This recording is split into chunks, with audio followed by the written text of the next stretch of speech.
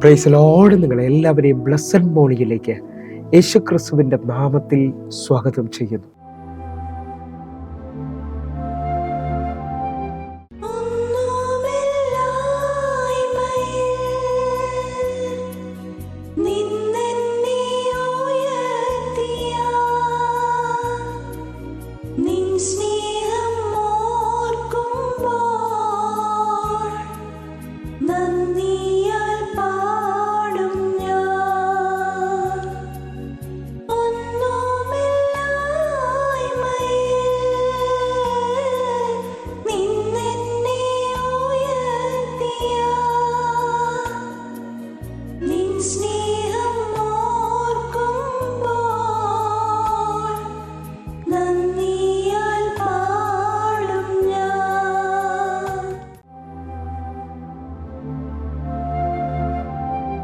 പ്രിയരെ, അനുഗ്രഹിക്കപ്പെട്ട ഒരു പ്രഭാതം കൂടെ നമ്മുടെ ജീവിതത്തിൽ അനുവദിച്ചു തന്ന വലിയവനായ ദൈവത്തെ നമുക്ക് ഒരുമിച്ച് ചേർന്ന് നന്ദി പറയാം. എത്ര പറയും, ഞാൻ നിന്നതല്ല, എൻ്റെ ദൈവം എന്നെ നിർത്തിയതാണ്. ഒന്നുകൂടെ പറഞ്ഞു കഴിഞ്ഞാൽ 2025 ഒക്ടോബർ മാസം 15-ാം തീയതി വരെയും എന്നെയും എൻ്റെ കുടുംബത്തെയും കണ്ണിലെ കൃഷ്ണമണി പോലെ സൂക്ഷിക്കുകയും വിടുവിക്കുകയും ചെയ്ത വലിയവനായ ദൈവത്തിന് നന്ദി പറഞ്ഞുകൊണ്ട് ഈ പ്രഭാത ചിന്തയിലേക്ക് നമുക്ക് ഒരുമിച്ച് അടുത്തു വരാം. കാലപ്പഴക്കം എൻ്റെ ദൈവത്തിന് പ്രശ്നമല്ല.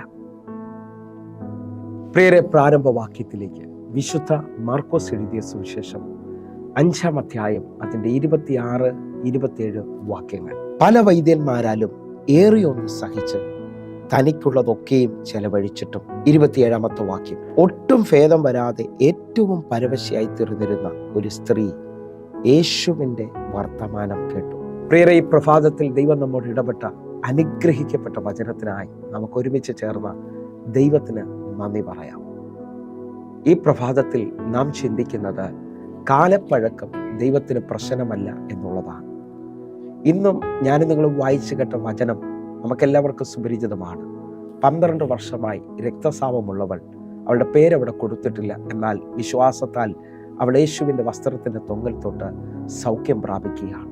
എന്നെ കേൾക്കുന്നവരെ, അവൾ ഇന്നും പ്രസംഗിക്കപ്പെടാൻ കാരണം അവളുടെ 12 വർഷത്തെ രോഗം യേശു മാറ്റി എന്നുള്ളതാണ്. നിങ്ങൾ വിശ്വസിക്കാൻ പറ്റുമെങ്കിൽ വർഷങ്ങളായി നിൽക്കുന്ന നിങ്ങളുടെ ചില വിഷയത്തിനകത്ത് ദൈവം അത്ഭുതം ചെയ്യാൻ ആഗ്രഹിക്കുന്നു.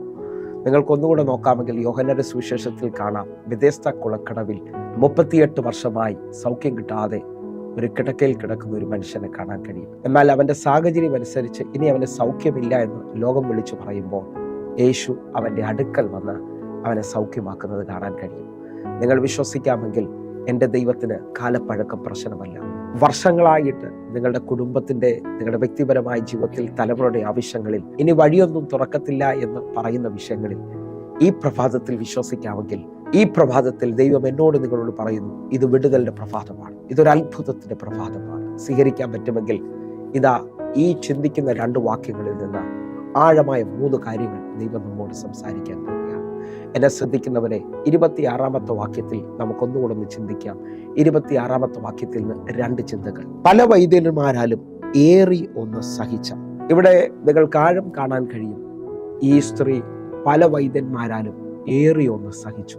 ഈ വാക്യത്തിന്റെ ആഴത്തിൽ നമുക്ക് മനസ്സിലാകും, ഇവള് പല വൈദ്യന്മാരുടെ അടുക്കൽ പോവുകയും ഓരോ വൈദ്യന്മാരുടെ അടുത്ത് ചെല്ലുമ്പോഴും 1-ാമത്തെയും 2-ാമത്തെയും അപ്പോയിൻമെന്റുകളിൽ ഇതിന് പരിഹാരം കിട്ടുമെന്ന് അവൾ ആശ്വസിച്ചിട്ടുണ്ടാകാം. പക്ഷേ മുമ്പോട്ട് പോകുമ്പോൾ ഒന്നും കാണാതെ വരുന്ന അനുഭവം. ആ നിലയിൽ നിൽക്കുമ്പോൾ ഇതാ വചനം ശ്രദ്ധിക്കുന്നവർക്കറിയാം, ഇവൾ ഏറി ഒന്ന് സഹിച്ചു. ഒത്തിരി വൈദ്യന്മാരുടെ അടുത്ത് പോയി, പക്ഷെ ഇവളുടെ വിഷയത്തിനകത്ത് മറുപടി വന്നില്ല. നമ്മളോട് പലരോട് ചോദിച്ചാൽ ചിലവർ പറയുന്നത് ഞാനിങ്ങനെ കേട്ടിട്ടുണ്ട്, ഇനി കരയാൻ കണ്ണുനീരില്ല. ആ വിഷയത്തിനകത്ത് വല്ലാതെ തകർന്നു പോയിട്ടുണ്ട്. ഇന്ന് ഈ പ്രഭാതത്തിൽ പല വൈദ്യന്മാരാൽ ഏറിയൊന്ന് സഹിച്ചവർ, അവളുടെ ജീവിതത്തിൽ ദൈവം വിടുതൽ അയച്ചെങ്കിൽ നിങ്ങളുടെ ജീവിതത്തിനകത്തും ഉറപ്പായി ദൈവം വഴി തുറക്കും. 2-ാമത്തെ അവിടുത്തെ ആശയം എന്ന് പറയുന്നത്, തനിക്കുള്ളതൊക്കെയും ചെലവഴിച്ചു. അവൾ ഓരോ പ്രാവശ്യവും ഓരോ ആശുപത്രികളിൽ അല്ലെങ്കിൽ വൈദ്യന്റെ അടുക്കൽ പോയി അവൾക്കുള്ളതെല്ലാം നഷ്ടപ്പെട്ടു. തനിക്കുള്ളതൊക്കെയും ചെലവഴിച്ചു. പക്ഷെ അവളുടെ വിഷയത്തിനകത്ത് വിടുതൽ വന്നിട്ടില്ല. ഈ സമയങ്ങളിൽ നമ്മൾ ആശുപത്രിയിൽ ചെന്നാൽ നമുക്കറിയാം, ഒരു ചെറിയ രോഗത്തിന് ചെന്നാലും ഒത്തിരി ടെസ്റ്റുകളും സ്കാനിങ്ങും അങ്ങനെയുള്ള ഒത്തിരി പ്രശ്നങ്ങളിലൂടെ ഇതാ പൈസ മുഴുവൻ നഷ്ടപ്പെട്ടു പോകുന്ന അനുഭവങ്ങൾ കാണാം. ഇതേപോലെ ഈ സ്ത്രീയോട് ചോദിച്ചാൽ അവൾ പറയും, എനിക്കുള്ളതെല്ലാം ഈ രോഗത്തിൻ്റെ അനുഭവത്തിൽ വിറ്റ് ചിലവഴിച്ചിട്ടും എനിക്ക് ഭേദം വന്നിട്ടില്ല. നിങ്ങൾ വിശ്വസിക്കുന്നവരാണെങ്കിൽ, 1, അവൾ ഏറിയൊന്ന് സഹിച്ചവളാണ്. 2, എല്ലാം ചെലവഴിച്ചവളാണ്.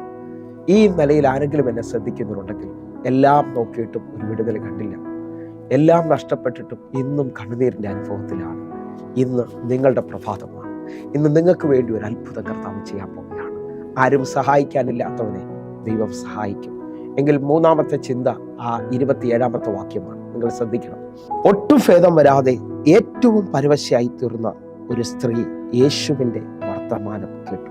അവിടെ ഇങ്ങനെ എഴുതിയിരിക്കുന്നത്, ഒട്ടും ഭേദം വരാതെ ഏറ്റവും പരവശയായി തീർന്ന സ്ത്രീ. അവളുടെ ഏറ്റവും പരവശയായി തീർന്നു എന്ന് അവിടെ എഴുതുമ്പോൾ അവളുടെ പ്രതീക്ഷകളെല്ലാം നഷ്ടപ്പെട്ടു. ഏറ്റവും പരവശയായിരിക്കുന്നു എന്നാണ് എഴുതിയിരിക്കുന്നത്. പ്രതീക്ഷകളെല്ലാം നഷ്ടപ്പെട്ടു പോയ അനുഭവം നിങ്ങളൊന്ന് പൂർണ്ണമായിട്ട് വിശ്വസിക്കാവൂ. എൻ്റെ യേശു ആർക്കും കടക്കാനല്ല. അവൻ്റെ അടുക്കലേക്ക് വന്നാൽ ഇന്ന് നിങ്ങളുടെ ജീവിതത്തിൽ ഒരു പുതുക്കം സംഭവിക്കും. നിങ്ങളുടെ ജീവിതത്തിനകത്ത് തീർന്നു എന്ന് പറയുന്ന എല്ലാ വിഷയത്തിനകത്തും എൻ്റെ കർത്താവ് വലിയൊരു അത്ഭുതം ചെയ്യാൻ പോവുകയാണ്. നിങ്ങൾ വിശ്വസിക്കാൻ പറ്റുമെങ്കിൽ പ്രതീക്ഷ നഷ്ടപ്പെട്ടു പോയി. ചിലർ വന്ന് പറയാറുണ്ട്, എൻ്റെ ജോലിയുടെ പ്രതീക്ഷ എല്ലാം പോയി പാസ്സായി, എൻ്റെ വിദ്യാഭ്യാസത്തിൻ്റെ പ്രതീക്ഷ നഷ്ടപ്പെട്ടു, എൻ്റെ കുടുംബജീവിതം പ്രതീക്ഷ നഷ്ടപ്പെട്ടു, ഹല്ലേലൂയ, എൻ്റെ ബിസിനസ്സിൻ്റെ പ്രതീക്ഷ നഷ്ടപ്പെട്ടു എന്ന് പറഞ്ഞാൽ ഇനി മാർഗമില്ല എന്നുള്ള അനുഭവത്തിലാണ്. പക്ഷേ ഇന്ന് ഈ മെസ്സേജ് കേട്ടുകൊണ്ടിരിക്കുന്ന നിങ്ങൾ വിശ്വാസത്തോടൊരു സ്റ്റെപ്പ് വയ്ക്കാമെങ്കിൽ, ഇന്ന് കർത്താവിനെ കുറിച്ച് നിങ്ങൾക്ക് ഉറപ്പുണ്ടെങ്കിൽ, നിങ്ങളുടെ ജീവിതത്തിൽ ഇതുവരെയും നടക്കാത്ത അത്ഭുതം എൻ്റെ കർത്താവ് ചെയ്യാം. കാരണം എൻ്റെ ദൈവത്തിന് കാലപ്പഴക്കം പ്രശ്നമല്ല. അത് മാസങ്ങൾ പഴക്കം ഉണ്ടാകാം, വർഷങ്ങൾ പഴക്കം ഉണ്ടാകാം. ഒന്നുകൂടെ നിങ്ങൾ വിശ്വസിക്കാൻ പറ്റുമെങ്കിൽ ഇന്നൊരു വിടുതൽ നിങ്ങൾ കാണാൻ പോവുകയാണ്. നമുക്കൊരുമിച്ച് ആ കണ്ണുകൾ നടച്ച് പൂർണ്ണ ഹൃദയത്തോടെ പ്രാർത്ഥിക്കാം. എല്ലാവരും എൻ്റെ കൂടെ പ്രാർത്ഥിക്കണമേ. നമ്മളെ സമാധാനിപ്പിക്കുന്ന, നമ്മളെ സ്വസ്ഥതയിലേക്ക് നടത്തുന്ന യേശുവിൻ്റെ രക്തത്തിൻ്റെ ശക്തി നമുക്ക് വേണ്ടി വ്യാപരിക്കാൻ പോവുകയാണ്. നമുക്ക് പൂർണ്ണമായിട്ട് വിശ്വസിക്കുകയും പ്രാർത്ഥിക്കുകയും ചെയ്യാം. കണ്ണുകൾ അടയ്ക്കാം. ഞങ്ങളെ സ്നേഹിക്കുന്ന ഞങ്ങളുടെ നല്ല കർത്താവേ, ഞങ്ങൾ ഈ പ്രഭാതത്തിൽ കേട്ടു, കാലപ്പഴക്കം ദൈവത്തിന് പ്രശ്നമല്ല. ഞങ്ങൾ അനുഭവിക്കുന്ന ഏത് വിഷയത്തിനകത്തും ഒരു മറുപടി ഈ പ്രഭാതത്തിനകത്ത് തരുന്നതിനായി സ്തോത്രം. യേശുവിൻ നാമത്തെ ഞങ്ങൾ പ്രാർത്ഥിക്കുന്നു. വലിയ അത്ഭുതം അങ്ങ് ചെയ്തതിനായി നന്ദി. യേശുവിൻ നാമത്തിൽ പ്രാർത്ഥിക്കുന്നു. കേൾക്കണം പിതാവേ. ആമേൻ, ആമേൻ. പ്രിയരെ, ഈ പ്രഭാത സന്ദേശം നിങ്ങൾക്ക് അനുഗ്രഹമാകുന്നുവെങ്കിൽ നമ്മുടെ യൂട്യൂബ് ചാനൽ സബ്സ്ക്രൈബ് ചെയ്യും, ഫേസ്ബുക്കിലേക്ക് നിങ്ങൾ ജോയിൻ ചെയ്യുകയും ചെയ്യണമെന്ന് ഓർപ്പിക്കുന്നു. എന്നെ കേൾക്കുന്നവരെ, എല്ലാ ദിവസവും ഇന്ത്യൻ സമയം 6 മണിക്ക് നമുക്ക് സൂമിൽ ആരാധനയുണ്ട്. നിങ്ങളും കടന്നു വരണമെന്ന് ഓർപ്പിക്കുന്നു. ദൈവത്തിൻ്റെ വലിയ കാര്യം കാണുവാനായിട്ട് കർത്താവ് നിങ്ങളെ അനുഗ്രഹിക്കട്ടെ. അടുത്ത ദിവസം കാണും വരെയും ദൈവം നിങ്ങളെ സൂക്ഷിക്കുമാറാകട്ടെ. God bless you. ആമേൻ.